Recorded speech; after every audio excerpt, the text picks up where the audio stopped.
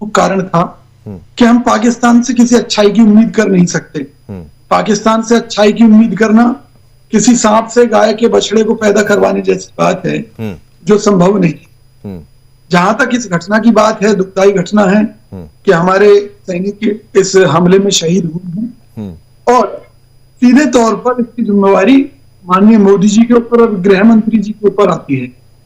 क्यों? क्योंकि आपको ये जानकर हैरानी होगी कि जो सेना के अधिकारी हैं उनके पास लगभग 1 महीने से इस तरह की जानकारियां हैं कि इस क्षेत्र में जो पाकिस्तान जहां कब्जा करके बैठा है वहां पर तकरीबन 250-300 के करीब आतंकवादी तैयार किए जा चुके हैं जो कभी भी भारतीय सीमाओं में घुस सकते हैं।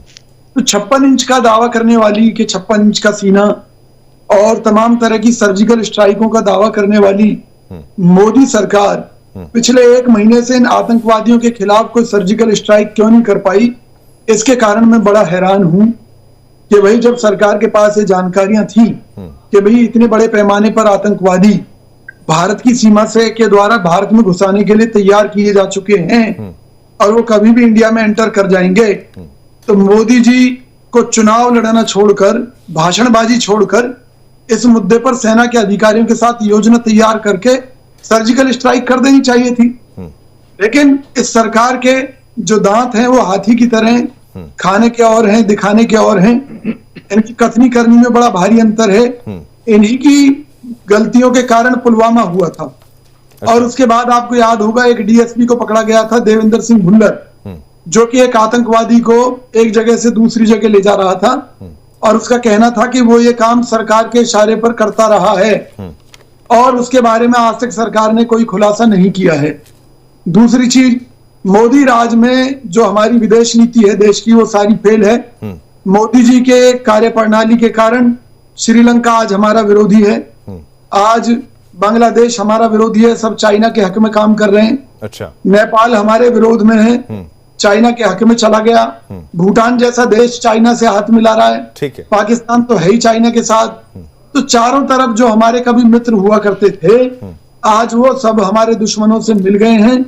ये मोदी सरकार की फेल कूटनीति का परिणाम है। कौशिक जी, पाकिस्तान के मामले में बताइए, पाकिस्तान के मामले में जब आपकी भी सरकार थी उस समय भी बहुत आतंकवादी घटनाएं घटी थी, उसमें कैजुअलिटीज वहां पर भी बहुत ज्यादा हुई थी, लेकिन इस दौरान अगर आप कहें तब क्या फौज को आजादी थी फायरिंग? अब इसका जवाब बीजेपी के प्रवक्ता से भी लेंगे, तब क्या फौज को उतनी आजादी थी? अब तो आजादी भी फौज की तरफ से कहा जाता है, रिस्पॉन्स की ज्यादा आजादी दी गई है। आप फायर करिए, आपको पूरा हक है, यहां पर परमिशन की देरी नहीं आती।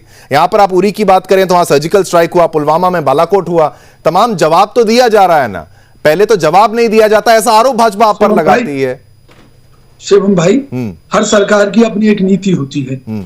हमारी सरकार की एक नीति थी, मारो लेकिन इस तरह का शोर मचाओ कि भाई हमें मारा जा रहा है। पहले अंतर्राष्ट्रीय स्तर पर भारत की जो छवि थी वो पाकिस्तान से पीड़ित की थी, जबकि हम सर्जिकल स्ट्राइक भी करते थे, हम दुश्मनों को मारते भी थे। अच्छा। हम पाकिस्तान को मुंहतोड़ जवाब भी देते थे और ये बात सेना के अधिकारी खूब अच्छी तरह जानते हैं। फर्क केवल इतना आया है कि मोदी सरकार ने एक आक्रामक छवि पेश की कि नहीं जी हम तो दुश्मन को घर में घुसकर मारते हैं।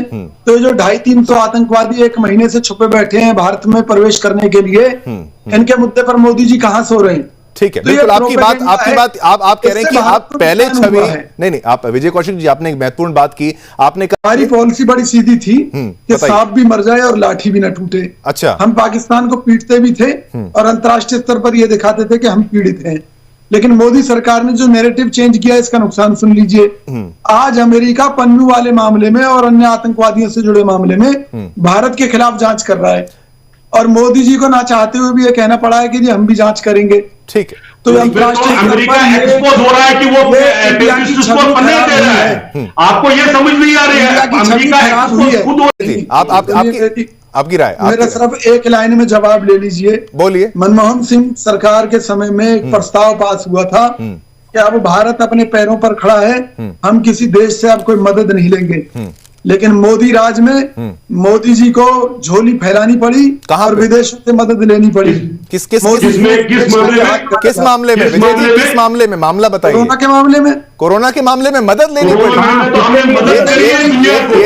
अरे कौन सी दुनिया में बैठे हैं झूठ बोलना? क्या बात आप कह रहे हैं? ठेका ले लिया क्या आपने? आप कह रहे हैं विदेशों से वैक्सीन